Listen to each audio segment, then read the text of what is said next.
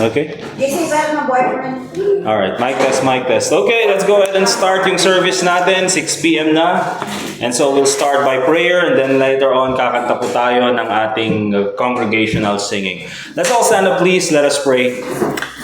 Dear God, Heavenly Father, once again, we thank you for bringing us together once again this evening dito po sa aming meeting place. Thank you, Lord, for the souls that were won this week. Thank you, Lord, for the opportunity to share your word. Thank you for using us, dear God, na maging instrumento po para sa kaligtasan ng ibang tao. And I pray, Lord, this evening that once again, may you be the one to guide each and every one of us with the Holy Spirit. Nang sa ganun po ay maintindihan namin ang iyong salita. And also, Lord, makita po namin ang mga katotohanan. We'll be encouraged once again to do more work for you as we continue on in our soul winning. And I pray, Lord, that you be the one to bless this church. Continue to bring more people dito sa aming church na makakasama po namin for soul winning. I pray, Lord, that your name be glorified sa lahat mo ng aming gagawin. And also pray in Jesus' name, amen. All right, let's get our songbooks. We'll sing song number 356, I Must Tell Jesus. Song number 356, I Must Tell Jesus.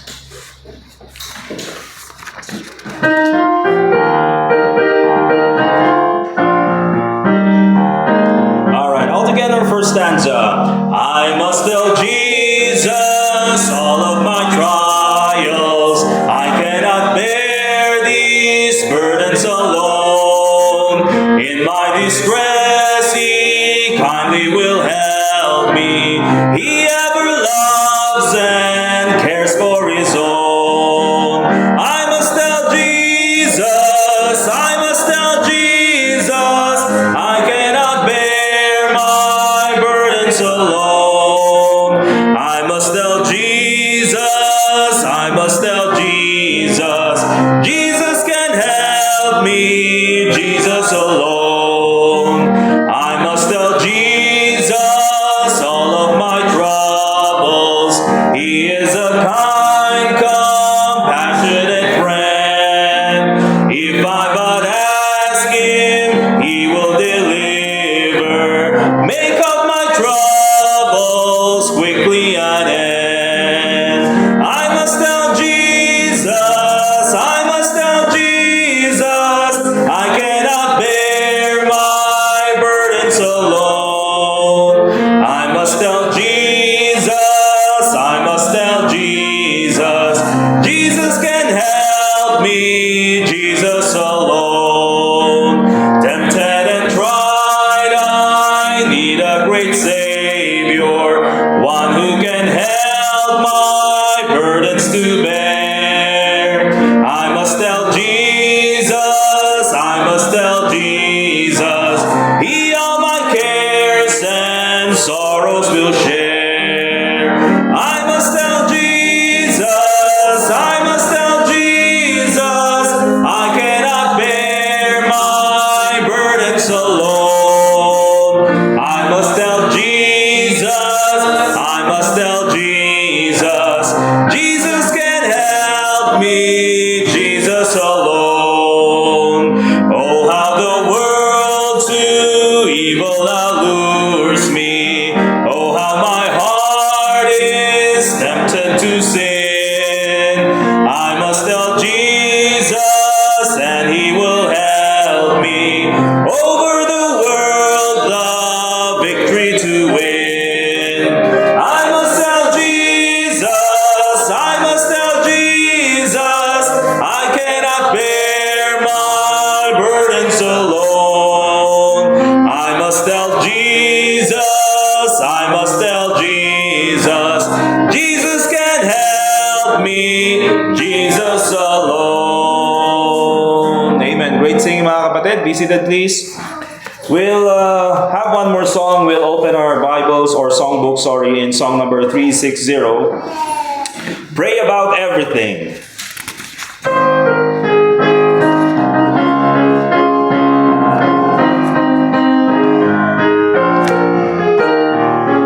All right, all together the first stanza. Once I was burdened with many a care, problems too hard for my weak soul to bear. Then in God's word came a message so clear.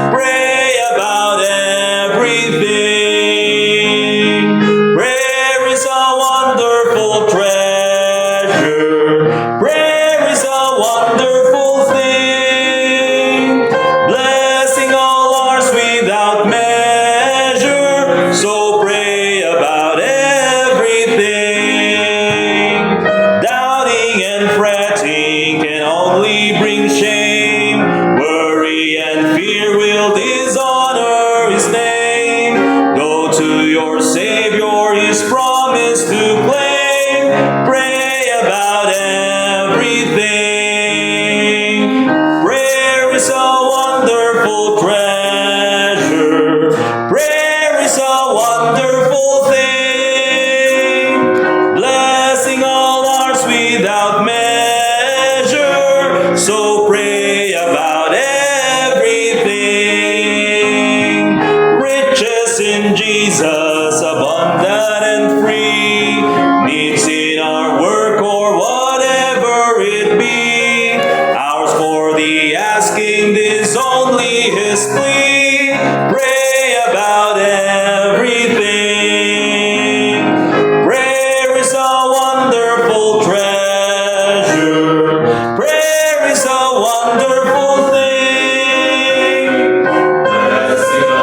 Without measure, so pray about everything. Amen. Great singing, mga kapatid. Let's get our Bibles, please, and let's open our Bibles in Mark chapter 2 as we continue po yung ating series of lessons about the miracles of the Lord Jesus Christ. We'll go to Mark chapter 2, and I will read from verse 1 hanggang verse 12, okay? Mark chapter 2 and verse 1 hanggang verse 12. So again, mga kapatid, sometimes we're going to Matthew, we're going to Luke, doon po sa mga lessons natin because I've arranged the miracles of the Lord Jesus Christ in chronological order, okay? So this happened in Mark chapter 2 after the Lord Jesus Christ healed yung leper, yung first healing of the leper. Now in Mark chapter 2 verse 1 hanggang verse 12, the Bible reads, "And again he entered into Capernaum after some days, and it was noised that he was in the house. And straightway many were gathered together, insomuch that there was no room to receive them. No, not so much as about the door. And he preached the word unto them. And they come unto him, bringing one sick of the palsy, which was born of 4. And when they could not come nigh unto him for the press, they uncovered the roof where he was. And when they had broken it up, they let down the bed wherein the sick of the palsy lay. When Jesus saw their faith, he said unto the sick of the palsy, Son, thy sins be forgiven thee.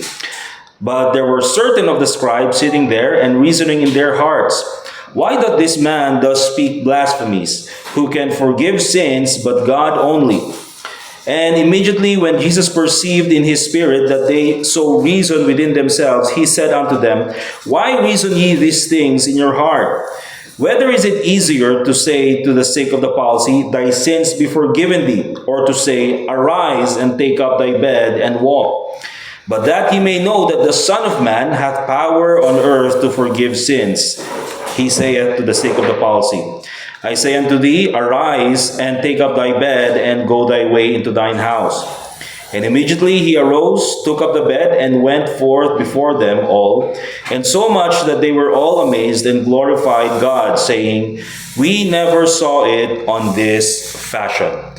And so this is our lesson for this evening. And we'll put a title to it. In verse 3, the Bible reads, And they come unto him bringing one sick of the palsy, which was born of 4. So the title of our message this evening is Born of 4. Okay? Born of 4 or carried by 4. Okay?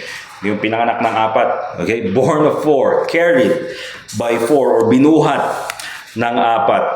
And this is, I believe, one of the great illustrations that we use, mga kapatid, when it comes to compassion in soul winning. Okay? Bringing someone to the Lord Jesus Christ. Because this story, mga kapatid, is not just about this person who is sick of the palsy or paralytic, na titingnan natin, hindi makapaglakad.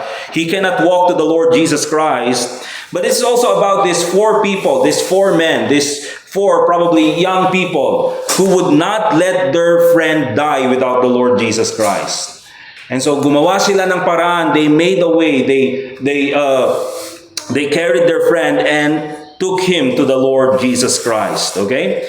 Then in verse 1 and verse 2, the Bible reads, And again he entered into Capernaum after some days, and it was noised that he was in the house. So, nalaman na ito ng karamihan. So, I believe these 4 people, mga kapatid, before they took their friend to the Lord Jesus Christ, they already knew about the Lord Jesus Christ. Okay? Alam na nila kung ano yung mga pinagagawa ni Jesus Christ. They must have heard some of his preaching, some of his lessons, and they probably seen some of his miracles. Okay? Kaya nung narinig nila that the Lord Jesus Christ is in this particular house, they took their friend and they brought it to him.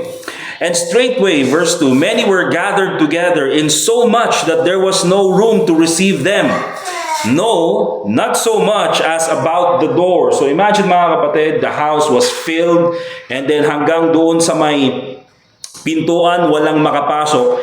But then the Lord Jesus Christ was there preaching the Word of God. Okay? So, soul winning mga kapatid is not just, remember this, getting people to church. That was never the goal of soul winning. Soul winning, remember this, is getting people to the Lord Jesus Christ.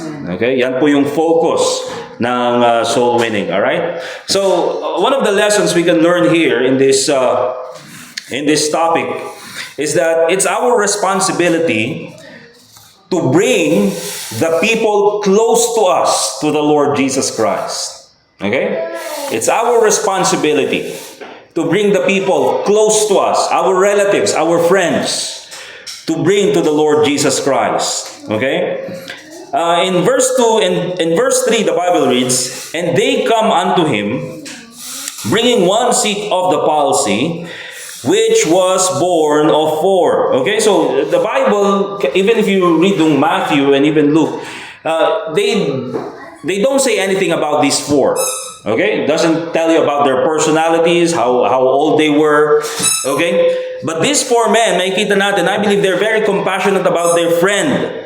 Because they did not only went to the Lord Jesus Christ, but the Bible says they brought someone. They brought someone to the Lord Jesus Christ.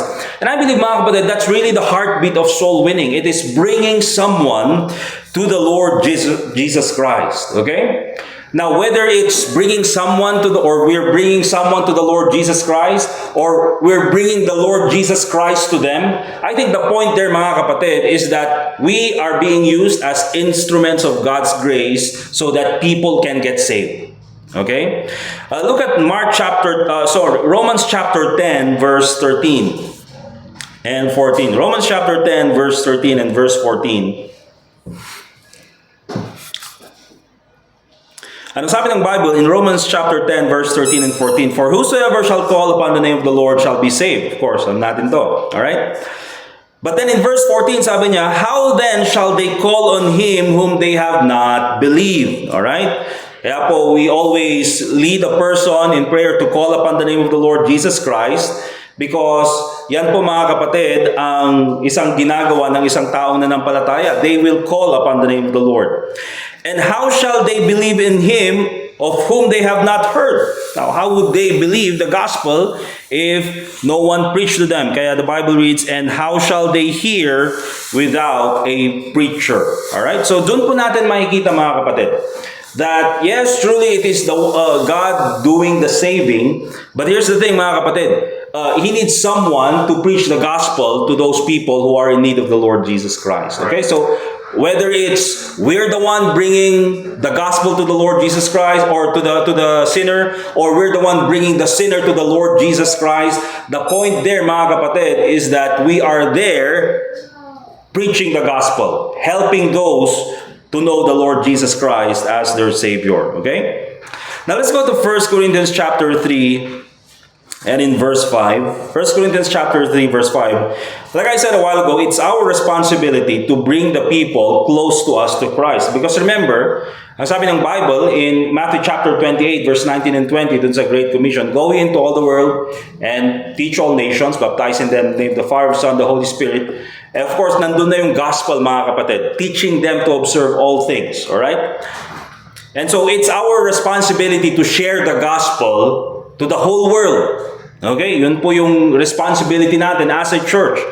But for a certain individual, katulad natin, I would say, mga kapatid, that it is probably one of the reasons why the Lord Jesus Christ saved you, one of the purpose why the Lord Jesus Christ saved you, God saved you, is so that you can preach the gospel also to the people close to you.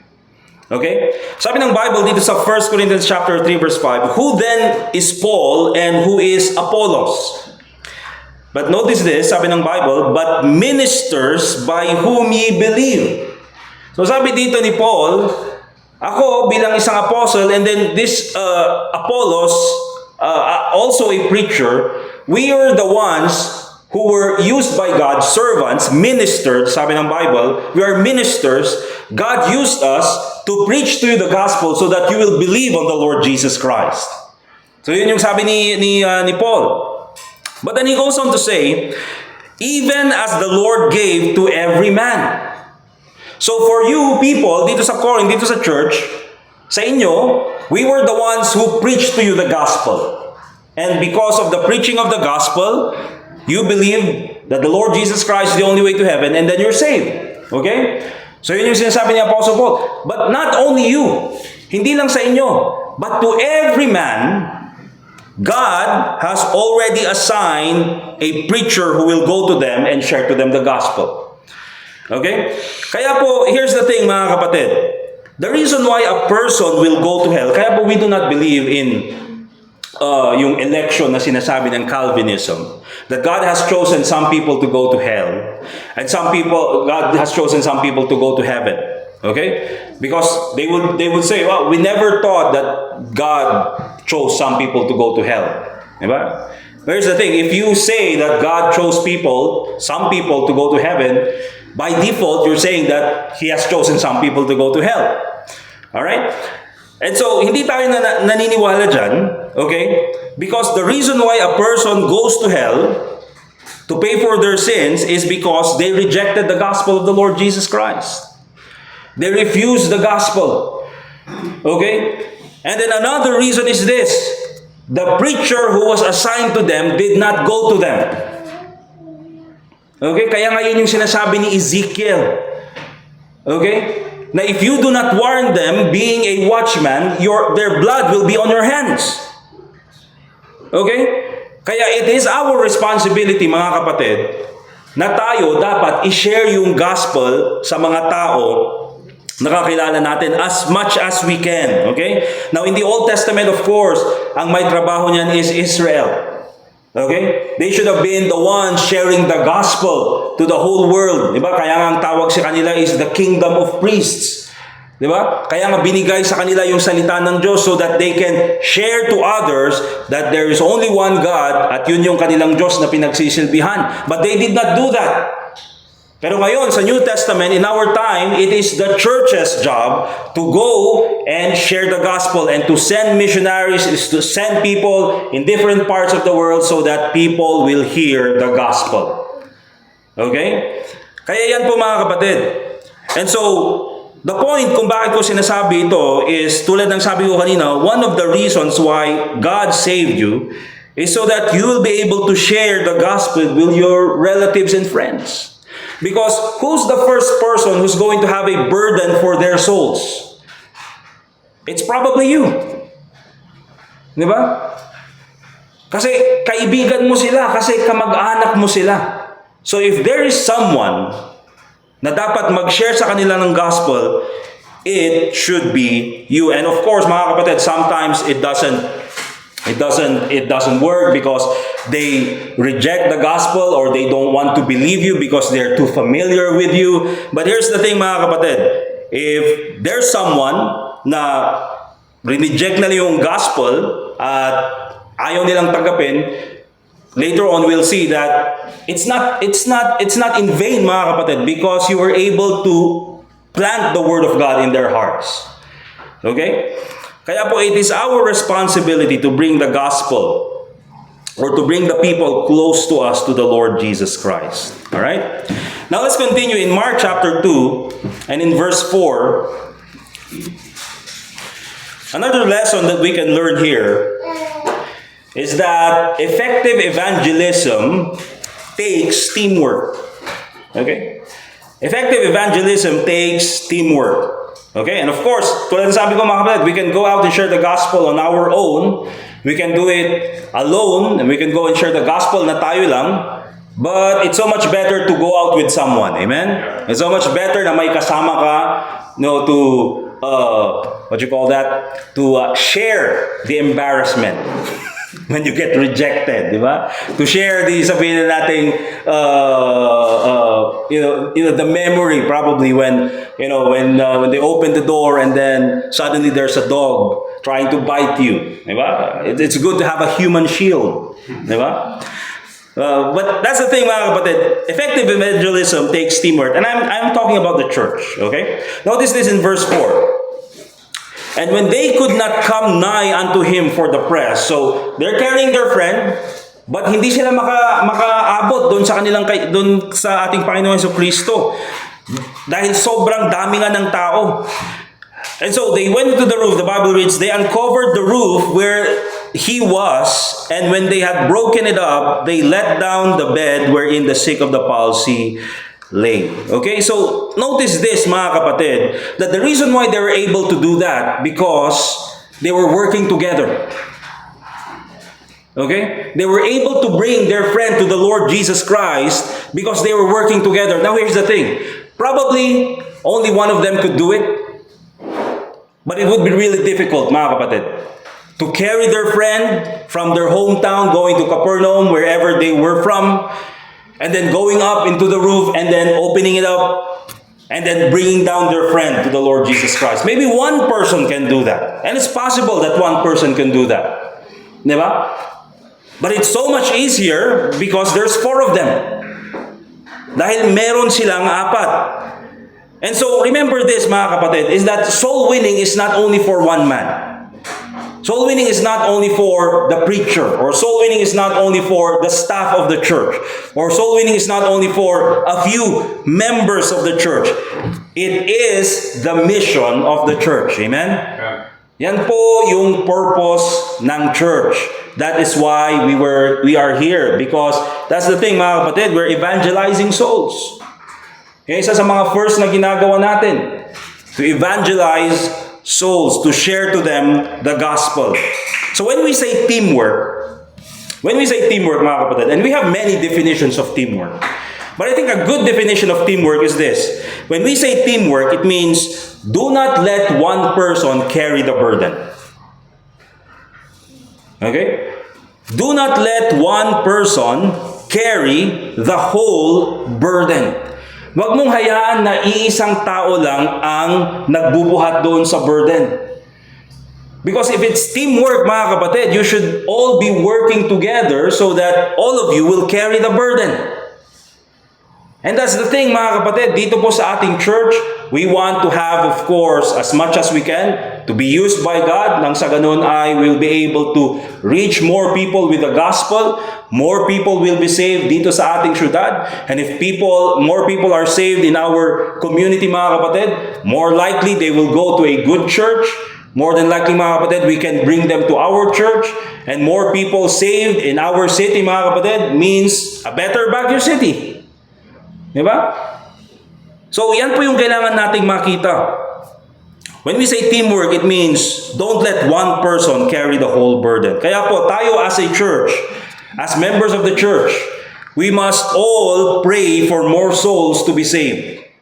Okay? Hindi lang po yung ilan ang nag-pray. We should all work together, pray together for more souls to be saved. More soul winners. Let's pray for more soul winners na ipapadala ng Panginoon dito sa ating church so that they can join us in sharing the gospel, or more people dito sa ating church, more members, new members, so that we can train them and so that they can also go and share the gospel. More opportunities to share the gospel. Let's pray for that.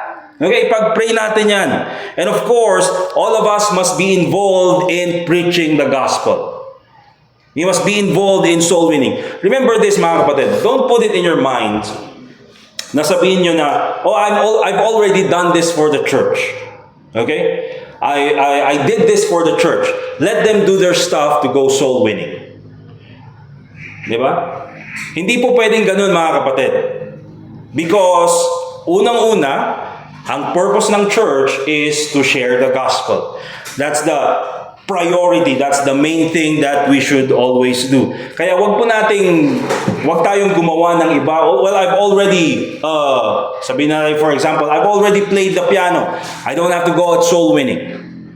Diba? Or sabihin natin, oh, I've already cleaned the church. I don't have to go soul winning. Or I've already preached. I don't have to go soul winning. Or I've already led the singing. I don't have to go soul. I gave my tithes. I don't have to go soul winning. I'm supporting missions. I don't have to go soul winning. Hindi po mga kapatid. Nothing replaces soul winning. Yan po yung isa sa first na ginagawa natin. Alright? So be involved in soul winning. And also, tayo lahat, we must be willing to sacrifice our time and even our money for the sake of soul winning. Alright? Now let's go to John chapter 4, verse 35. John chapter 4, we'll read verse 35.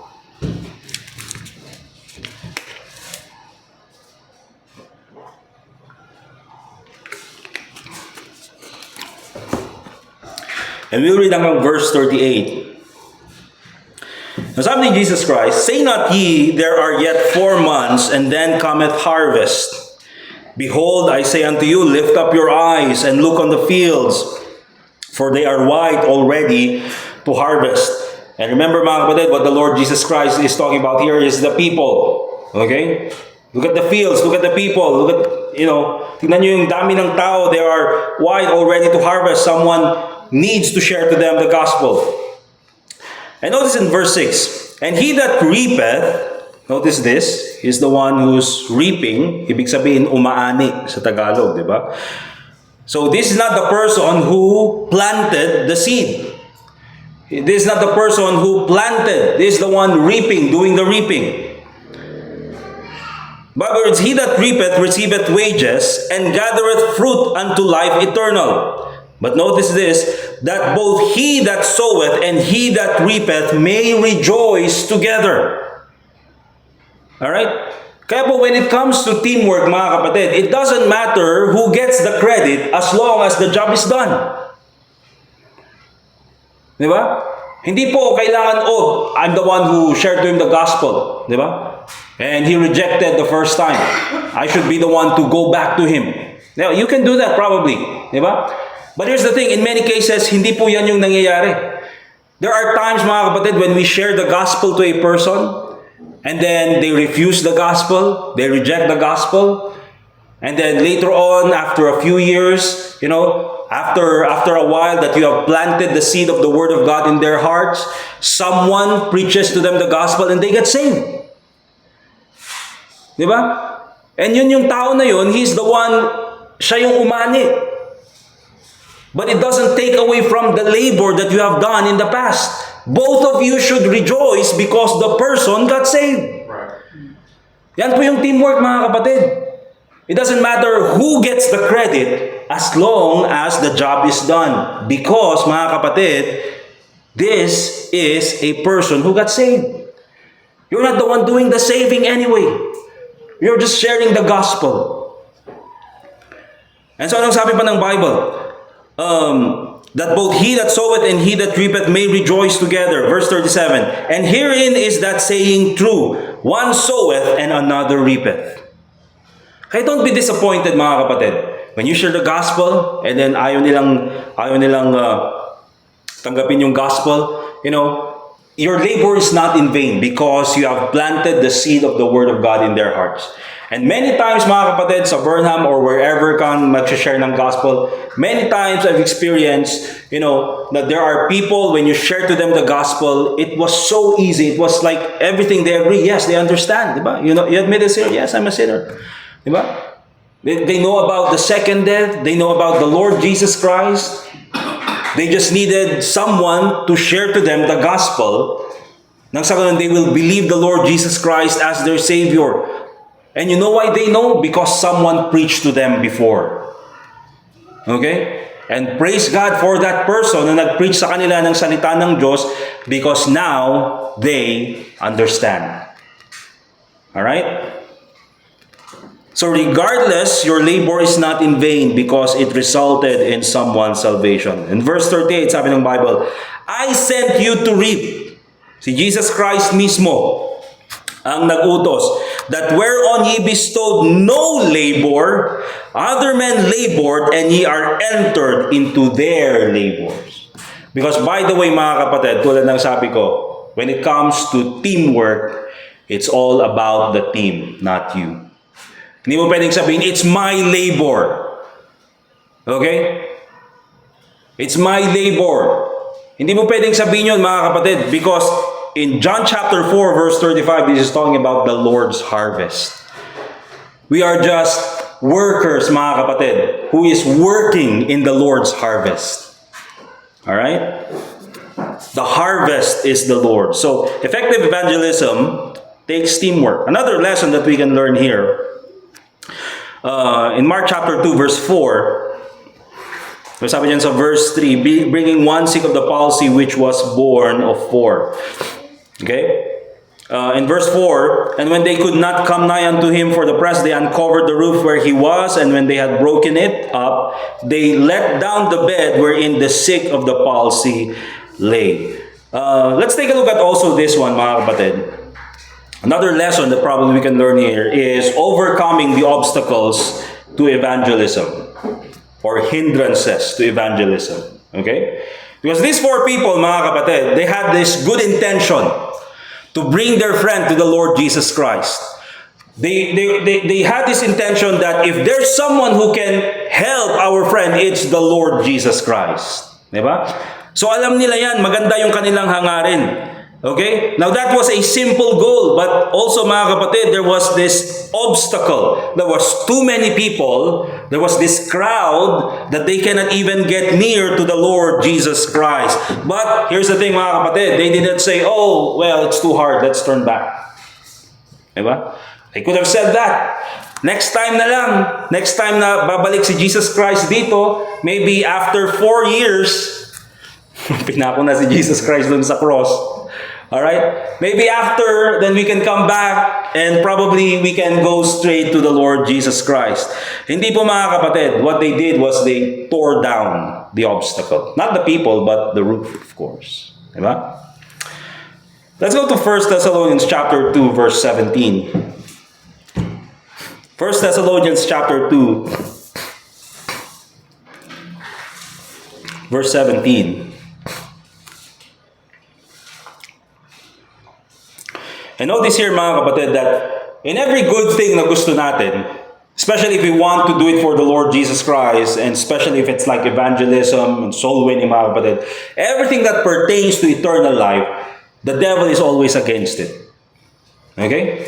Kaya he will always make a hindrance. He will always make obstacles to stop you from doing what you want to do for the Lord. And here's the thing, mga kapatid. The reason why people stop oftentimes is not because of the obstacle. It's because of the level of their commitment. Diba? Because here's the thing, if there's an obstacle, for instance, look at these 4 people. There was an obstacle. There's a barrier na hindi sila makapunta kay Jesus Christ. But their level of commitment, anong sabi nila? We have to bring him to the Lord Jesus Christ. And so they did everything they could, even tore down the roof, and brought their friend to the Lord Jesus Christ. But for some, mga kapatid, they have this very low level of commitment. Sabi nila, oh, it's too hard. Let's not do it. Diba?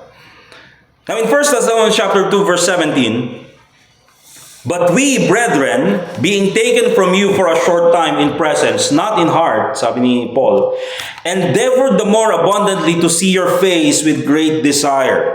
But notice verse 18, wherefore we would have come unto you, even I, Paul, once and again, but Satan hindered us. So ito yung sabi niya, mga kapatid, dun sa Thessalonian church. Okay? Now, of course, ito mga ligtas na, mga members na ng church. But of course, gusto niyang turuan atong mga tao na ito because there were false teachings going inside the church. Suddenly, they're worshiping angels, di ba? And so yan po yung sinabi niya, gusto kong pumunta sa inyo, I want to see your face, but Satan hindered us. And so dito po natin makikita, mga kapatid, the reality that oftentimes these hindrances that happens to evangelism, to soul winning, diba? These are real, and in many cases, oftentimes, these are really spiritual. Diba? You share the gospel. Punta ka sa Burnham, for instance. You look at one person, no one's bothering them. So you think, oh, let's go and share to him the gospel. So you go to share to him the gospel. And then suddenly there are so many distractions. Diba? Yung kanyang phone, biglang may tatawag, biglang may naghihingi. Biglang, kandakman. That's why when you're going out soul winning sa Burnham, always prepare 5 peso coins para ibigay nyo. So that they would just leave immediately. Okay? Or tapon nyo para puntahan nila. Okay? But ganun mga kapatid, go out and knock on doors. It's a quiet neighborhood. But then, pagpasok mo dun sa bahay nila, suddenly they have a visitor. Okay? Or probably yung mga kids biglang nag-iingay. Or biglang may, always a distraction. And here's the thing, mga kapatid, that's not an accident. The devil is always active, trying to find a way to stop you from sharing the gospel. Okay? But you do not stop. Because people need someone to take them to Christ. Okay? Overcoming obstacles to evangelism. People need someone to take them to Christ. Let's go to Luke chapter 10. Diba?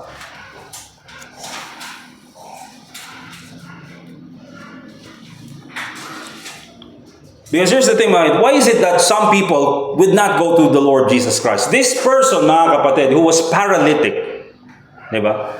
Na gusto niyang makapunta siguro kay Kristo. Probably also he heard the news about the Lord Jesus Christ.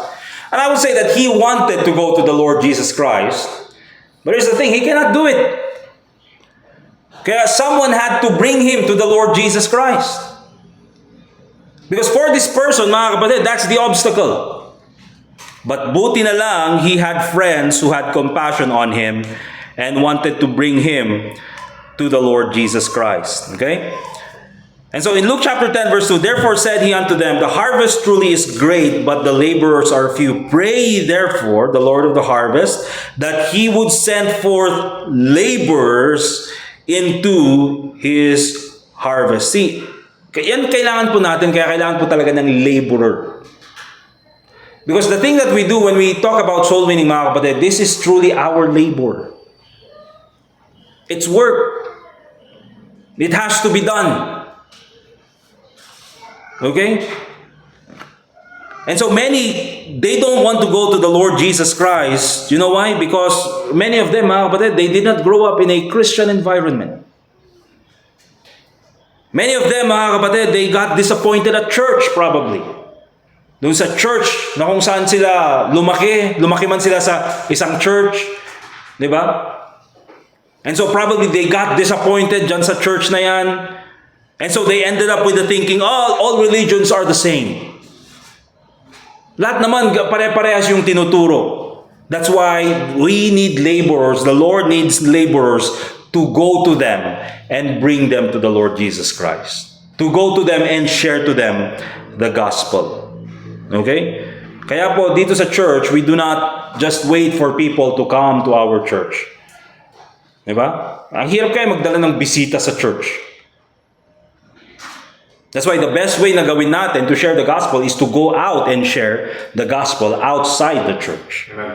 Okay? And of course, if there are visitors who come inside the church, diba? Na nakapunta sila dito, we make sure that before they leave, they learn about the Lord Jesus Christ. They hear the gospel. Because sayang naman, pumunta na dito sa church, hindi pa napakinggan ang gospel. Okay? And also, there are barriers that we must tear down. Katulad nung ginawa nung 4 na magkakaibigan nito, just like these 4 friends, they had to uncover the roof. Okay, there's these barriers that we need to take down in order for us to share the gospel. What are those barriers, mga kapatid? Of course, nandyan, especially sa mga beginners sa soul winning, there's the fear of rejection. And I always tell doon sa mga new believers who are afraid of being rejected is here, mga kapatid. What's the worst that could happen when you're rejected? Diba? What's the worst thing that could happen to you if you're rejected? You can feel embarrassed, so you will feel embarrassed. So what's the worst thing after that?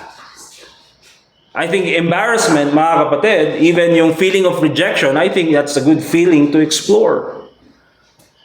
Oftentimes we're happy, di ba? Maganda yung feeling kasi happy tayo.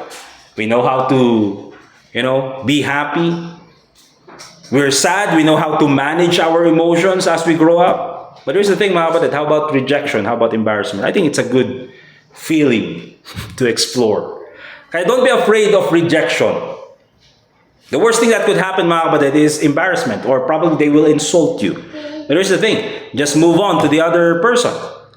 Or move on to the other door. Or move on to the other opportunity. Diba? Sometimes barriers could be yung pagiging busy. Masyado tayong busy. Marami tayong ginagawa. Okay? And minsan mga kapatid, another barrier is yung laziness. Diba? Parang talagang minsan, okay lang siguro yung tinamad. Pero hindi naman maganda yung tamad. I mean talagang palagi na lang. Alright? But here's the thing mga kapatid. If we believe that what we're preaching is true, the Bible says, for the wages of sin is death, and all liars shall have their part in the lake which burneth with fire and brimstone, which is the second death. If we believe that to be true, mga kapatid, then we should not let these things stop us from sharing the gospel. Diba? Kung tunay yung sinasabi natin na tayo ay makasalanan, na pupunta ng impyerno, then it should not stop us from sharing the gospel. And also another obstacle that we need to overcome. Of course, there are false prophets who oppose the gospel. And that's already a given, mga kapatid. Look at Mark chapter 2, verse 6 hanggang verse 8. Mark chapter 2 and verse 6 hanggang verse 8. And the Bible reads, "But there were certain of the scribes sitting there and reasoning in their hearts, why doth this man thus speak blasphemies?" Bakit? Kasi the Lord Jesus Christ, ang ginawa niya dito is that in verse 5, notice where He said to the paralytic, "Son, thy sins be forgiven thee." And so doon sa mga religious leaders, to the scribes and to the Pharisees, anong sabi nilang ganyan? They were reasoning in their hearts, why doth this man thus speak blasphemies? Who can forgive sins but God only? Which is true. But here's the thing, mga kapatid. The Lord Jesus Christ is God. Kaya nga He can forgive sins. And immediately when Jesus perceived in His spirit that they so reason with themselves, He said unto them, "Why reason ye these things in your hearts?" Here's the thing, mga kapatid. When Jesus was preaching about forgiveness, when He forgave this man of his sins, basically when He saved this man, you know what, mga kapatid? The people who reacted, the religious people. Diba? Yung mga people who in their time know the scriptures or claim to know the scriptures.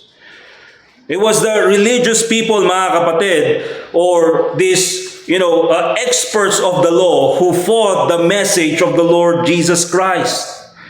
Kaya nga notice, mga kapatid, oftentimes who are the enemies ng soul winning in many cases, you know what, mga kapatid? Fellow Baptists. They oppose everything about soul winning. Oh, soul winning doesn't work anymore. Where do you hear that from? Fellow Baptists. Diba? Well, either they will change the message, sasabihin nila, oh, it doesn't work anymore. Diba? Hindi na dapat lagyan ng sinner's prayer. Where do you hear those from? From fellow Baptists. And so oftentimes, mga kapatid, those are the obstacles that we need to overcome. Well, look at Mark chapter 2, verse 9 and verse 10. The Bible reads, "Whether is it easier to say, the sick of the palsy, thy sins be forgiven thee, or to say, arise and take up thy bed and walk?" But notice this in verse 10, "But that ye may know that the Son of Man hath power on earth to forgive sins." Here's the thing, mga kapatid. Oftentimes, sasabihin nila, especially mga iglesia, diba? Oh, Son of Man. Si Kristo ay tao lamang. Jesus Christ is only man. He calls Himself the Son of Man. Yes, mga kapatid. But actually, when the Lord Jesus Christ oftentimes uses the title Son of Man, He always uses something or probably a feature or an attribute of God only. Sasabihin niya, He will call Himself the Son of Man, but He will also claim to say that He has the power to forgive sins. What does that tell you, mga kapatid? Yes, He is 100% man and He is 100% God. Also, pag sinabi niyang, yes, the Son of Man, appearing in the clouds of the sky and bringing forth judgment. That's talking about Him, mga kapatid. 100% man and 100% God. Okay? So don't be shocked, mga kapatid, when people resist soul winning, especially yung mga religious people. They would claim, oh, how do you know that they're truly saved? How can you come up with that number? How is it na nowadays you already have 1,000 salvations? Then you would claim that they are already salvation. How do you know that they are saved? Who do you hear this from, mga kapatid? From Baptists. From people who are supposed to be supporting soul winning. But then sila pa yung magiging tutuligsa sa soul winning. Okay? And lastly, mga kapatid, here's the last lesson that we can learn. The greatest need, remember, is not physical. It is, just like the Lord Jesus Christ gave, forgiveness of sins. Okay? Mark chapter 2 verse 5, when Jesus saw their faith, sabi nga ng isang preacher, when Jesus saw their feet.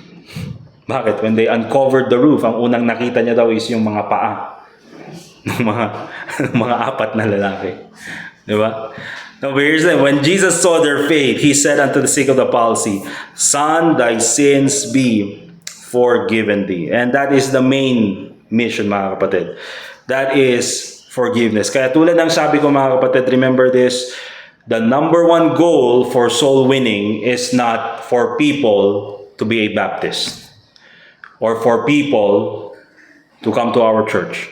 The number one goal for soul winning is for them to trust the Lord Jesus Christ as their Savior.